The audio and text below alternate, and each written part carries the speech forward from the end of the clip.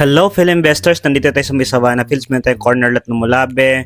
And then, meron tayong walnut na inner. Meron din tayong another walnut. Tatlo lang yan. So, ayan. Malapit tayo sa may Vista Mall. Ayan yung Vista Mall. It's around 700 meters.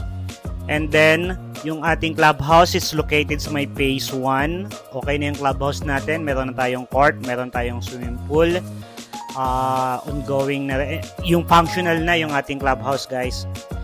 Ayan.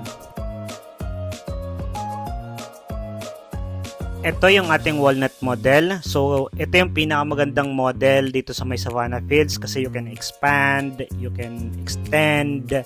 Ayan, may roof deck na yan, guys, and then kayang-kaya niyan i-handle yung kayang-kaya ng foundation niya i-handle yung taas. And di mo na kailangan maglagay ng poste from the ground. Pwede ka na mag-extend sa taas. Buhayin mo na lang yung 16mm na poste doon sa may gitna. Ayan. Meron tayo 110 square meter minimum cut lot. Yung usable natin is around 105. So, divide mo na lang sa may first and second sa may roof deck. So, ayan. Ito yung ating first room sa may ground. Ayan yung kitchen.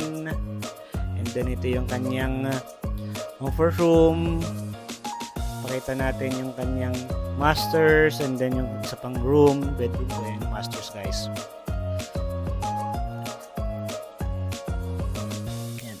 Ito naman yung ating turnover unit.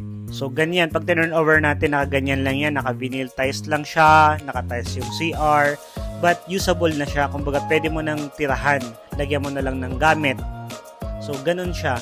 Ganun siya ito turnover namin. Why vinyl tiles lang? Siyempre, pag mag-expand ka, hindi mo na kailangan bakbakin yung tiles or pag gusto mo, meron kang gustong kulay ng tiles, ito na yung the best. Pero kung wala ka pang budget, like wala pang budget magpa-tiles, pwede na to.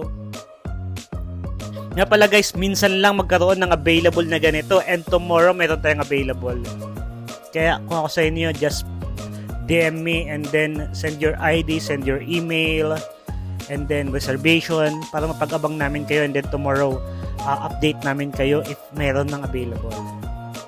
So ayan guys, so ang ganda na niyan. Sa mga walang budget ng mag-bike constructions, okay na to eh.